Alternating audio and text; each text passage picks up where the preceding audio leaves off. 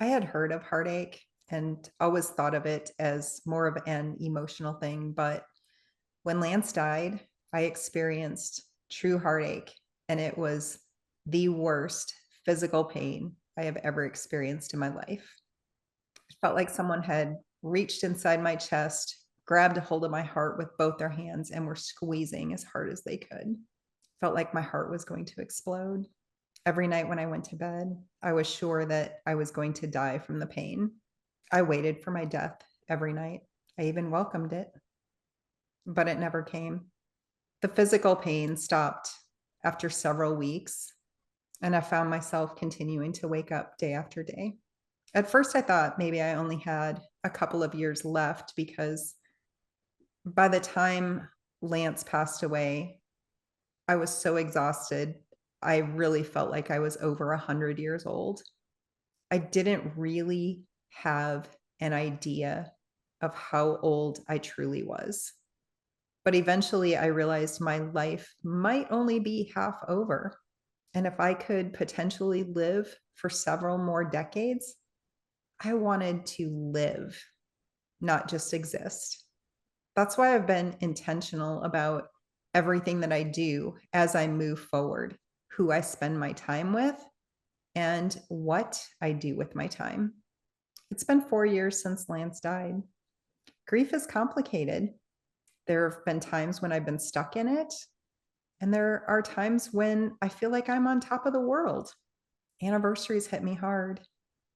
And every time I hit a milestone, the first person I want to tell is Lance. But he isn't here. He was the one that I shared everything with. So instead, I keep most things to myself because after a while, nobody wants to hear about your loss anymore. And most people who knew him stopped saying his name a long time ago.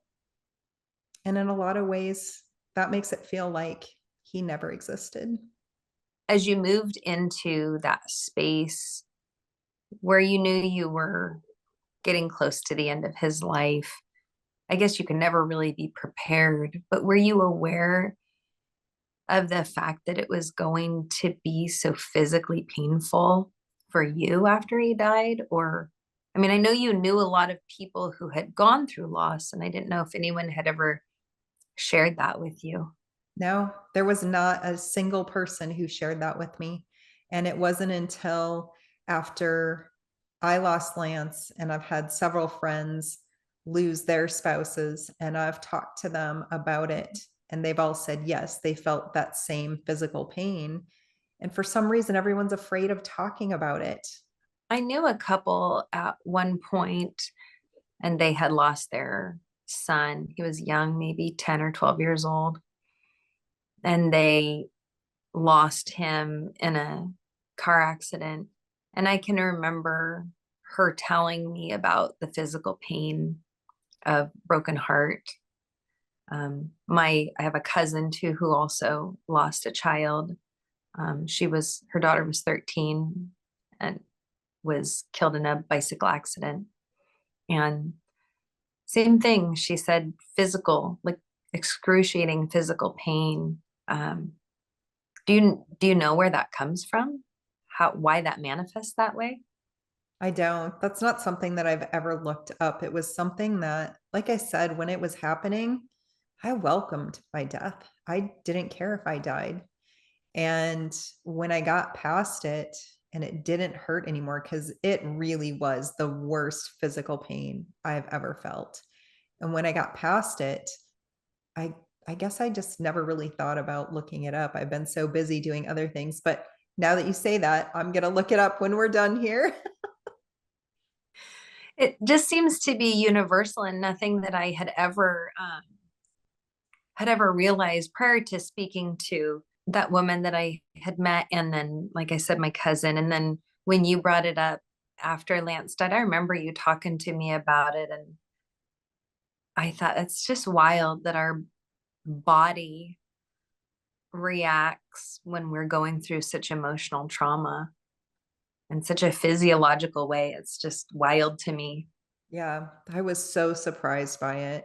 But, and I know that this this whole conversation started off as kind of a downer with all of that, but really I wanted to share that to just kind of show some of the things that I've been through and where I'm at now. We've talked a lot about grief in the past few episodes, and that was where I started right after Lance passed away. And in the beginning, um, I didn't think that I was ever going to get beyond that point. And so to look back 4 years ago and see where I am now, it's just, I've come so far. Things have changed a lot and I've healed a lot.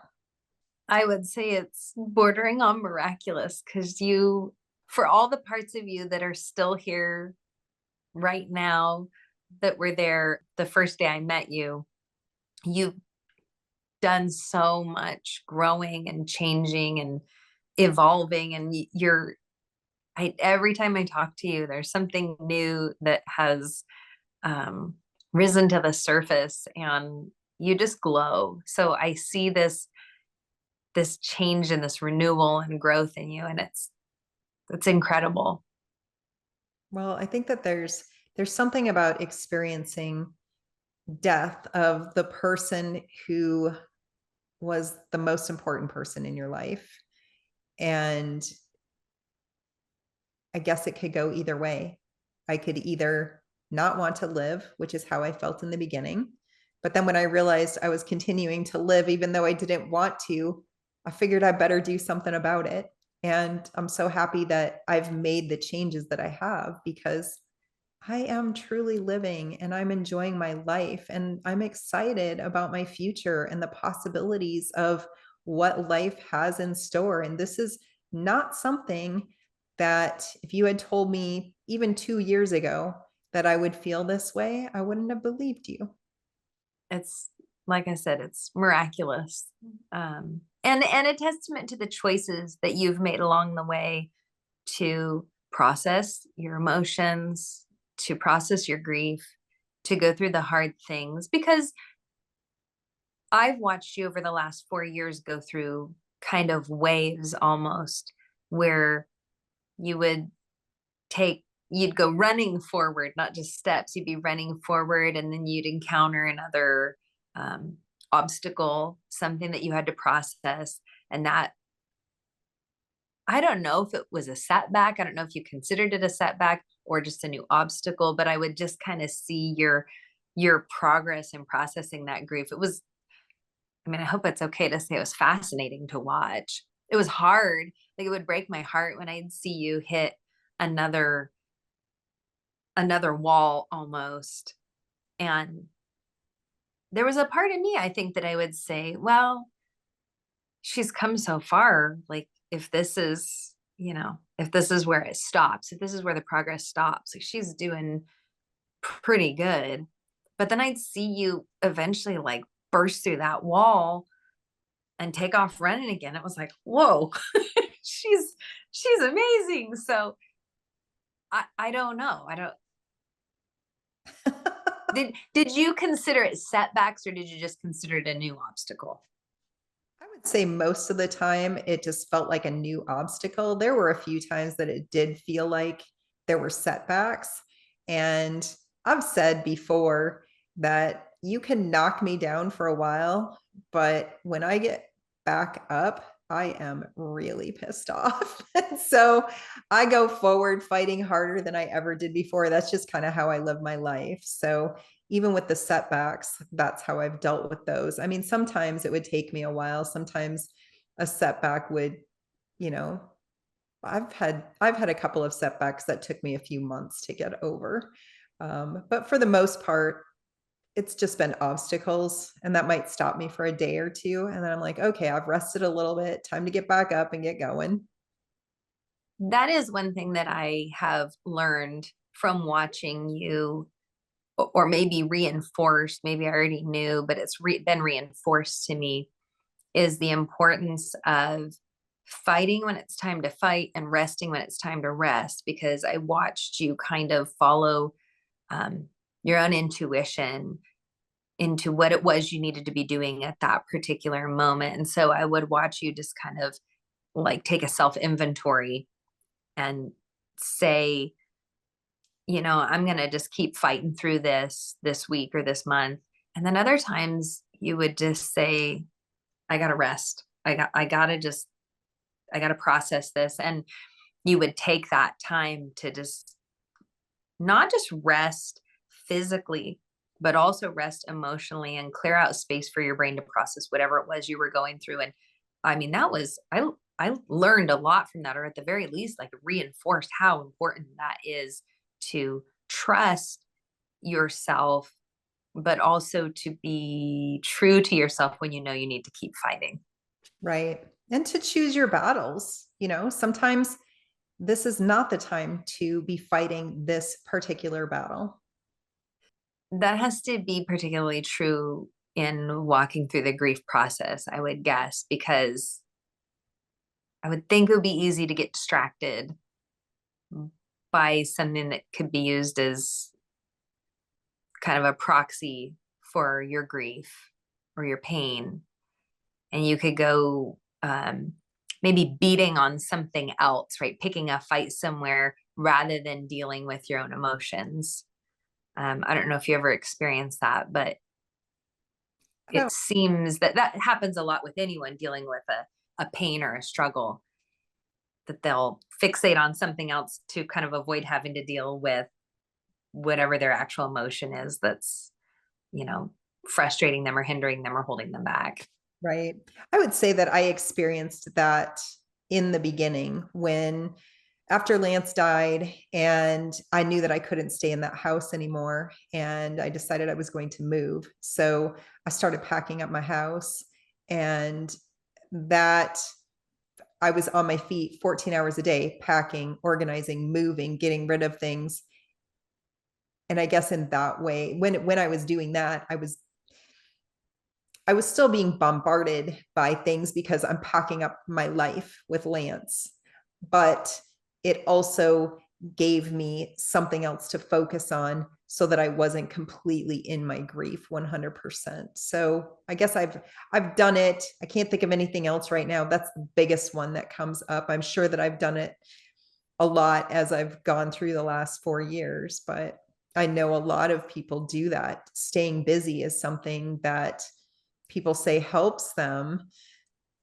And everybody's different. For me, I need to process it. At some point, it's going to come up and it's not going to be a good thing if I haven't dealt with it.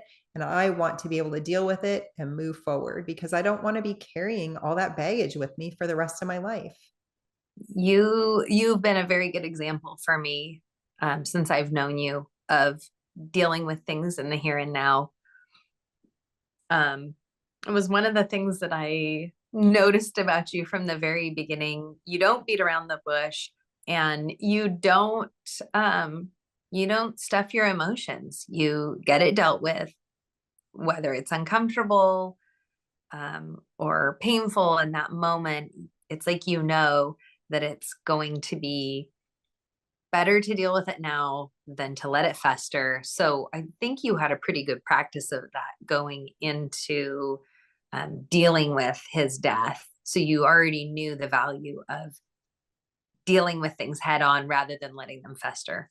Well, that's how Lance and I were from the very beginning. We we always said what was on our minds, and one of the things that we said early on, because we did make people uncomfortable, was you're thinking it, you might as well say it and get it out, deal with it and move on.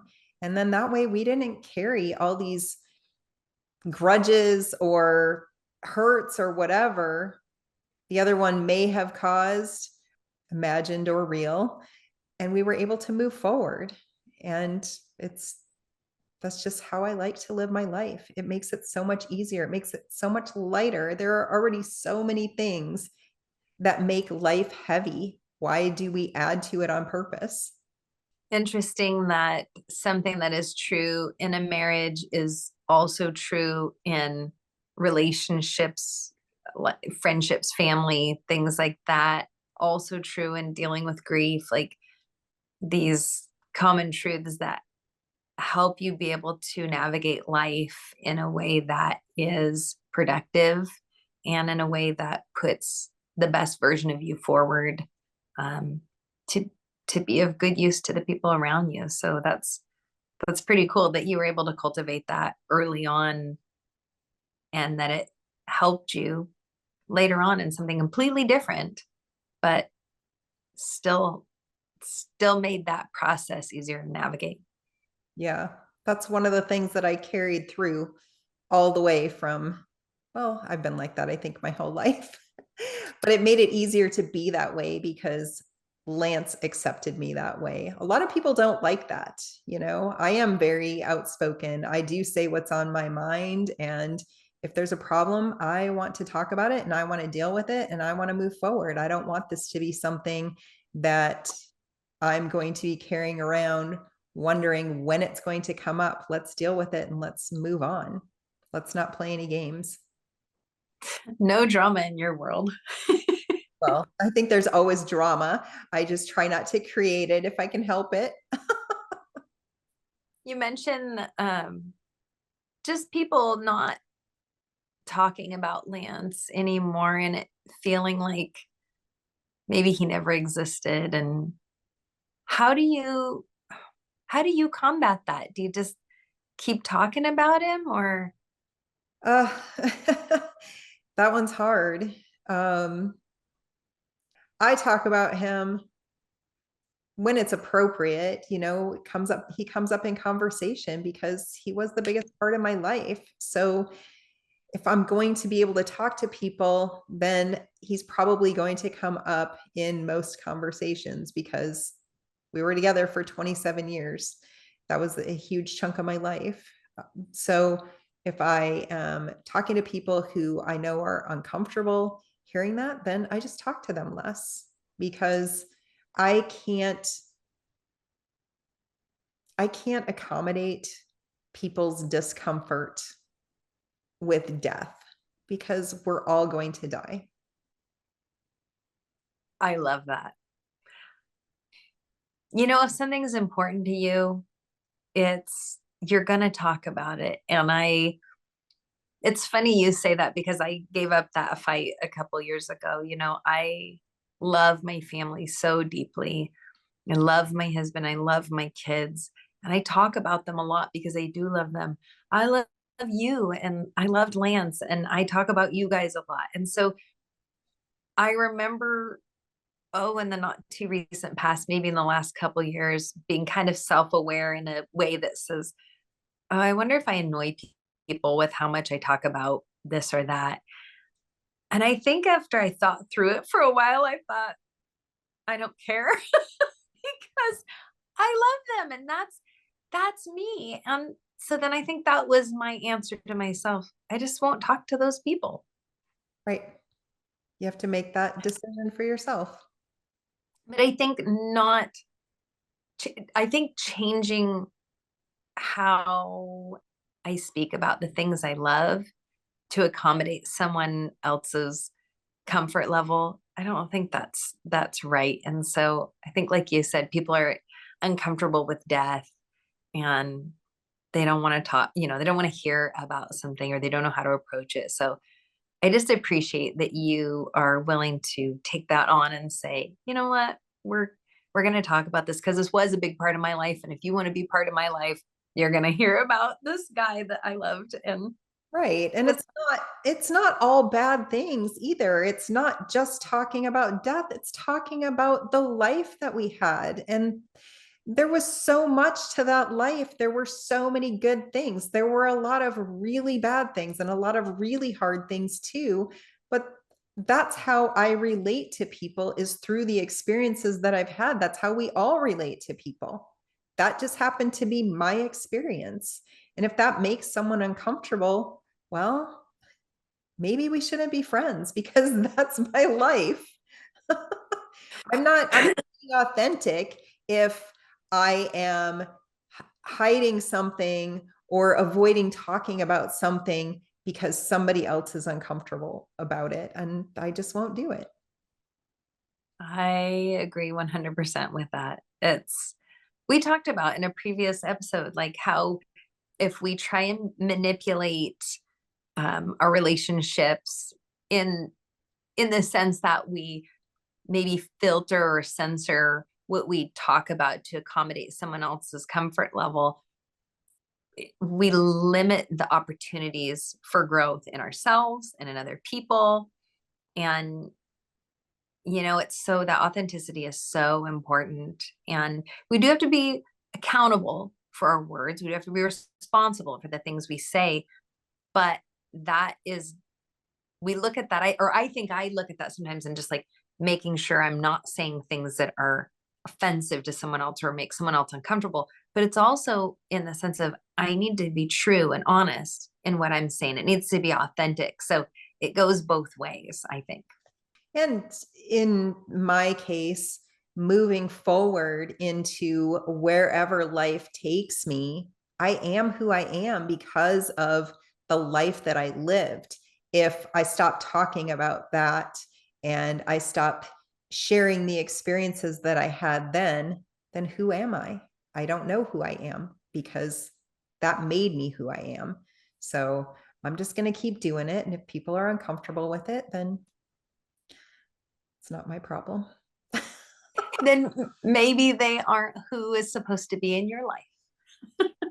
That's a good point. Well, I think that we've talked a lot about grief, and we've talked a lot about my process of moving forward. And I think it's time to move on to other topics. Maybe we'll have one or two more episodes, but I don't want to be stuck in my grief, and I don't want to get stuck in my grief. So I hope that this has been helpful for people, and thank you so much for being willing to have these conversations with me, Jenna, because I know that they're not easy, and I appreciate you being willing to do this. Well, I feel honored to be able to walk alongside you and just that you trust me to have these conversations with you. So it's been good. It's helped me um, just to be able to uh, be that in other people's lives. So thank you for allowing me to be a part of it. All right. Well, I will see you next time, Jenna. All right, we'll see you. Bye.